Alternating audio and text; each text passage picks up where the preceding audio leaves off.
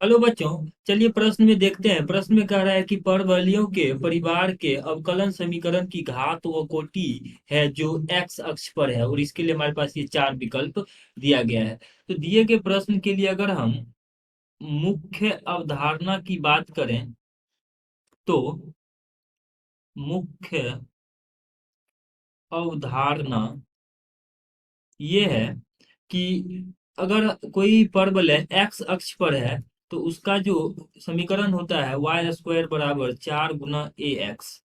ये हमारे पास परवलय के लिए स्टैंडर्ड समीकरण होता है ये।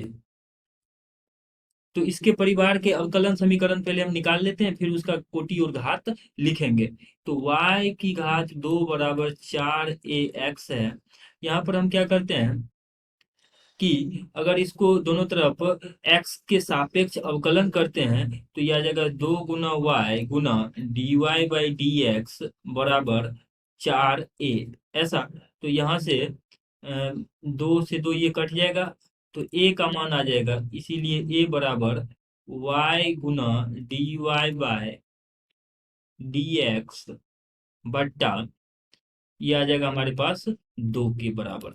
अब देखिए समीकरण, ये जो हमने मुख्य अवधारणा में ये समीकरण लिया था, यहाँ से चलते हैं तो ये y की घात 2 बराबर 4 x गुना a, और a की जगह पे हम लिख लेते हैं y गुना dy/dx, और बट्टा में यहाँ पे 2। इसको हल करते हैं तो 2 से ये कट जाएगा, तो बच जाएगा y की घात 2 बराबर ये आ जाएगा 2 गुना x गुना y गुना dy/dx।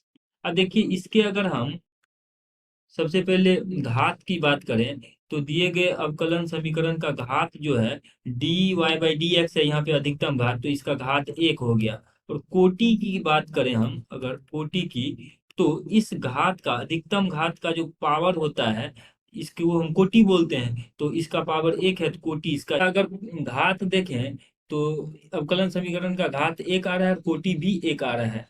तो घात और कोटि एक क्रमशः अगर हम विकल्प में देखें तो विकल्प ए में है, तो ए हमारा सही उत्तर हो जाएगा। आशा करते हैं कि दिए गए प्रश्न का हल आपको समझ में आया होगा। धन्यवाद।